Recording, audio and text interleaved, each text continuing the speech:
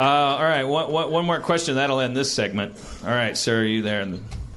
What's the worst insult anybody's ever said to your face? The worst insult anyone's ever said to my face? Ooh. That's a good question. I don't want to get it wrong. Like, I don't want to...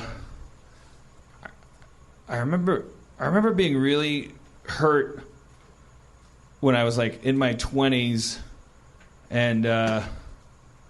I was helping this band load into this bar. Like, it'll take too long to explain why, but and then they were having trouble with like this bouncer or something, and I just made some comment, but I was actually trying to ease the tension between them. Like, the leader of the band was having trouble with the bouncer. Like, there was some misunderstanding about if they were going to get paid or if they were taking the door, something. And I just tried to like make a funny joke while I was like carrying somebody's bass chords or something. And I was like, yeah, well, come on guys, don't fight. And then the bouncer looked at me and was like, what, now you want to start something, Chewbacca? This is gonna really hurt my. I think it's about intent. Like, I think I really felt his like complete disdain, because who it's okay to be called Chewbacca. But I think at the time I was like it was like a weird, like, I probably had an image in my head like, I look like John Cusack. And he was like, no, when I look at you, like, with my tiny bouncer brain and improv skills, like, I immediately say Chewbacca. And I'm not a Star Wars fan. Like, I'm a bouncer. Like, so it's profound. Like, you are Chewbacca. Yeah. Which means you're gross. Like, kind of like I just see hair and like animal. Like. Yeah. So I remember that sticks out in my head. When I was in college, my friend wrote an article for some magazine. His theory being that Chewbacca was the only Latino in the Star Wars movies. Yeah. Because his name is Chewie, which is short for like Jesus. He's a mechanic, and these were his. And he's Mexican. This is my friend Andre Soto. He said he's Mexican, and he never fights alone, and he does kind of have like a little mustache. He does have like but also, no joke. If you watch the first one, A New Hope. When the first time they get into the Millennium Falcon and they sit down, no shit, there are gold dice or silver dice. There are dashboard dice, and you never see them again. He bumps his head on them when he gets in the first time. That's the only time. So. Yeah, I mean, we saw the George Lucas unchecked in the Phantom Menace, and the fucking like ethnic aliens started rolling out like every planet you went to was like, oh hello, welcome to a Chinidia. Oh, this is so expensive. Yeah. Could you know where we can get our car fixed? I don't know what's in it for me. I mean, we all saw it. That movie, as Greg Proops would say, because he was in it, he goes, P user, to quote Jar Jar. But there's got to be something better. Like, somebody must have called me something way worse than that. Like, any like, not to name them, but like any like angry studio heads or co-workers or things like that. I mean, they don't. You know, they don't do that stuff. They just call human resources. If you could conjure up what would be the most painful thing for someone to say to you. It would center around like I have a big soft spot or a sensitive button about pretentiousness. Like, who do you think you are? That area, because I'm from Wisconsin and I grew up with a brother that was like 5 years older than me and was constantly like he would go like where the fuck doesn't Daniel have to do his laundry? And my mom would say to my brother, Daniel's special. And my brother would go, no, he's not. And I'd be like, I'm in the room, and like, so uncomfortable. They're both. D.R. Harmon is right here. Yeah. And so I just like I don't like I had to learn to take compliments over time. Like one of my 80 therapists told me at one point, like you should, when you deflect a compliment that actually insults the person that's giving it to you. I figured that out after a while. How to say thank you when someone said you did a good job. But the thing that still terrifies me, like that's why I can't go to the AV club or anything. Like if I like you know, Dan Harmon's Iron Man costume from Comic-Con's for sale, AV Club headline. I know, like not to click on that because I know that the reason they're putting that up there is simply so that like everyone will come there and like leave comments and go, who gives a fuck about this fucking fat asshole shit fuck asshole, it'll really like I'm still sensitive about that stuff because I all my identity is caught up in people's perception of me. So like it's okay for people to think I'm crazy. It's okay for people to think I'm stupid. It's okay for people to think like all kinds of like that I'm abusive. That I don't want them to think that I'm a bad person. But when it gets into people thinking that I am less blank than I think I am, like it really threatens me because it implies that I'm some kind of. It sort of like just like opens the Schrodinger box of my entire identity and goes like this. It's empty. Because the first implication is that I'm a construct of myself. And the second implication is that construct is like emperor's robes. Like it's not there anymore. Like it really kind of terrifies me. Because I guess I must believe that's true. And not want it to be. Right. So like it's not like the Chewbacca's or the Hey Fatties. There was a guy outside the Magic Castle that really like. I guess I accidentally. It was on me. Like it was this young guy was like opening the door for all of his family. Like his like grandma walked through and his mom walked through, and I kind of like darted through the door like thanks, and then like he said something like real classy or. I guess I'm opening the door for everybody. I think that was it, and I just kind of like defensively because I felt I went like, you're gonna be okay, you'll be fine. And then because I said that, he was like, he just like fucking he I can't like he was like, oh thanks fatty. At the time I was not really like thinking of myself as a fat person. So again, like the Chewbacca thing, I was like, what? A fat? That's the first thing? And then I went and looked in the mirror and it was like, yeah, this giant fucking face like dripping over my tux collar. I was wearing a tux because it was the Magic Castle. There was some wedding or something. I can't remember, but I was like, oh shit, God, that guy really got married at the Magic Castle. There was some formal event, and then a thing at the Magic Castle. Yeah, if you haven't been, don't. You'll get insulted. It's less magical than you think. They should call it the Hurtful Castle. But he was right. He was right to. I didn't have my fucking Emily Post simulator on. My friends were 5 people ahead and had already gone through the door, so I was just trying to catch up to them. But in his world, it was like, oh, geez, what am I, the door opening for you, guy? And then I was condescending. I should have just said, I am so sorry. Fuck that guy. But remember that guy at Tam O'Shanter? Yeah. That guy really got me. Well, we were talking too loud, or you're using salty language or something like that? I don't like being told shut up. Like, I mean, sometimes that'll just make me angry, but like also just the idea that I talk too much, that I'm a loud mouth. What was the exchange?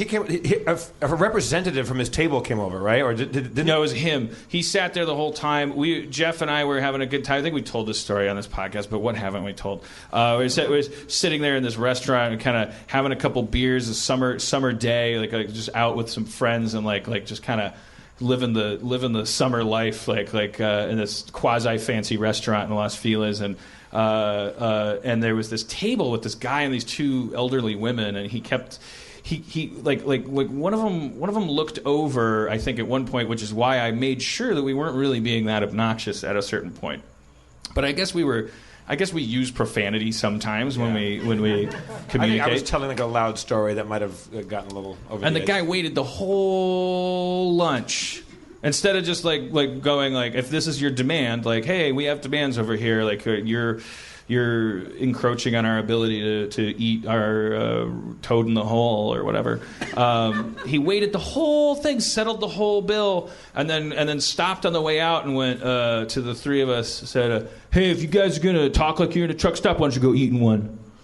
And then kept walking, and then I blurted out because I got so flustered. This is me at my wittiest when I'm actually under the gun.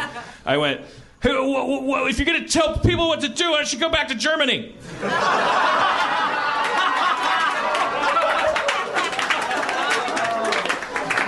To which he replied, yeah, go fuck yourself. Yeah, and I was like, what? Truck stop! Truck stop! He was mad he couldn't talk like a truck stop. Yeah, because he's clearly like under the thumb of his like mom's inheritance or something. Like who eats with two old ladies? And then, if I recall, the next 2 hours to maybe 3 days was spent with the esprit d'escalier, coming up with the perfect retorts for that guy. People in restaurants I can't. You know, in LA when you go to these restaurants and they go, can we get a table for two? And they're like, yeah, of course we can. When the answer is no, they can't because their restaurant is 5 feet wide. They should just say, no, we can't seat you. And you know what? We have too many tables in here. We should get rid of a couple so it's a comfortable place. Instead, they fucking jam these goddamn Logan's Run fucking tables together as if it is as human at all to eat closer to a stranger than the person that you came to dinner with. The insanity of these places, you go, and then the thing that's even more insane than that is when they sit you in these places, and the thing that blows my fucking mind is when the people next to you who are in the same horrible situation can't have the fucking human righteousness to go, oh, I guess we're all just prisoners of war in this shitty place. Let's all rise above it by ignoring each other. When the people next to you, you're talking to your friend, you're having an intimate conversation. I'm a hyperbolic guy. I might compare seasons of TV shows to unsavory things.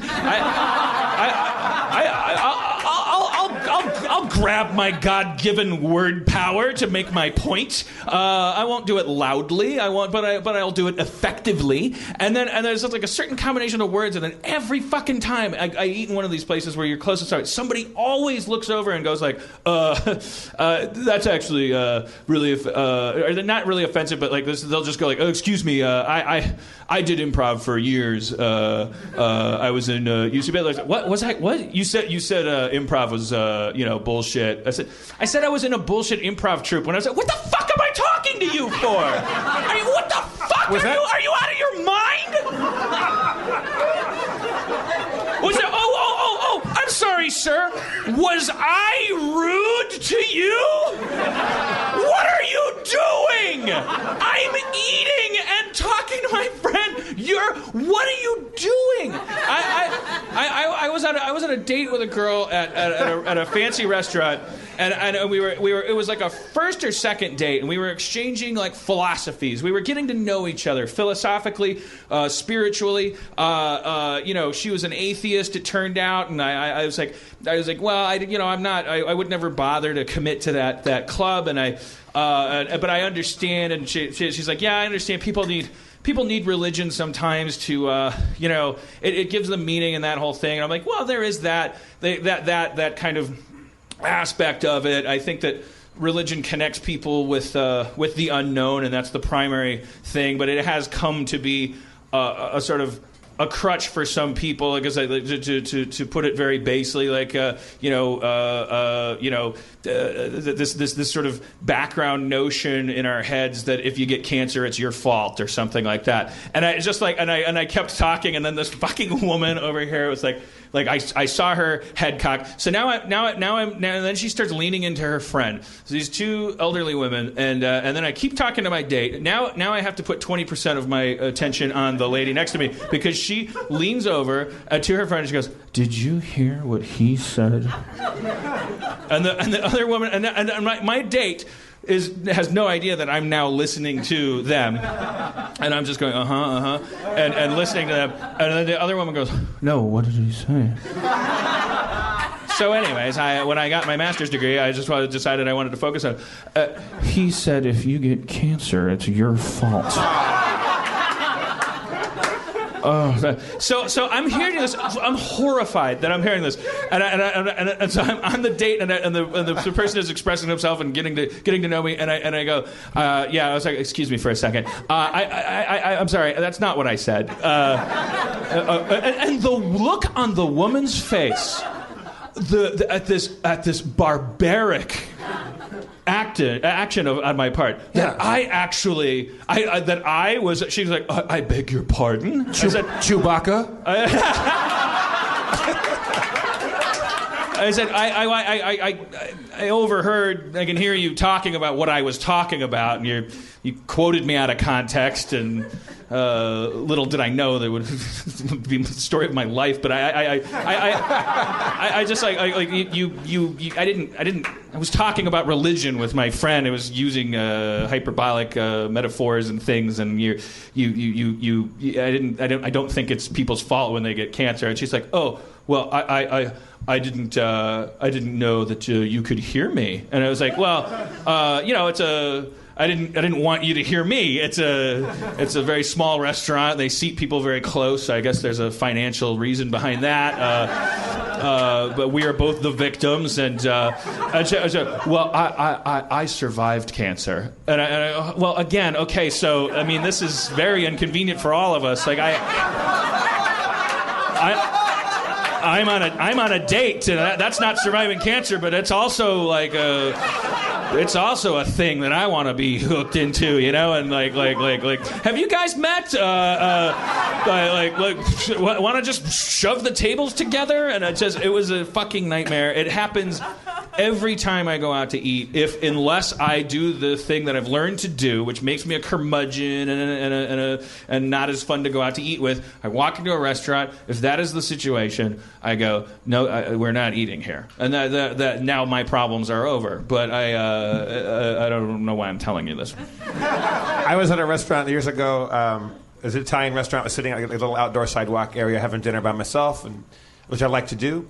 And I was sitting there, and there's a couple on a first date, or not a first date, but they were a young couple dating, and they were talking. We were very close together. I could hear every word they're saying because, like, I have ears on that side of my head, and I have multiple ears. And they were talking just regular, just chit chat. And then another couple walks into the restaurant that they know, and the woman, the young lady goes, she's like, oh my God, like so-and-so, like, oh my God, what are you doing here? I know, I never come here. It's so ironic that you're here. I go, coincidence? And actually, I think that it was close enough that I actually kind of did the incredibly me thing of the hand on their table. Coincidence. I think I actually had my fork in my mouth, coincidence. And the guy goes, whoa. The guy that was the date was just like, whoa. I go, it's not ironic. He's like, bro, that's not cool. It's like, I'm sitting right here, man. Like, if you got problems about that, like, get your fucking ducks in a row, man. Like, fucking. And then the other couple came, like they thought we knew each other because it seemed like we were old pals. And I was like, I'm not gonna fucking be bashful about that at all. And I completely sunk their dates. It was the best. Well, I know that makes me an asshole, but fucking. I think I said this before. Like, if you are watching sports or if you're watching news where they're improvising, like there's a high-speed chase where they're going off prompter and they're having to riff. If you hear the word, it's ironic. 100% chance there's going to be no irony in the pursuant sentences, and it drives me fucking mad. All right. Well, I mean, I'm a victim in my restaurant stories. I know. I'm more of a victim because I have to sit around you people. All right, well, let's... Are you shoe wearers?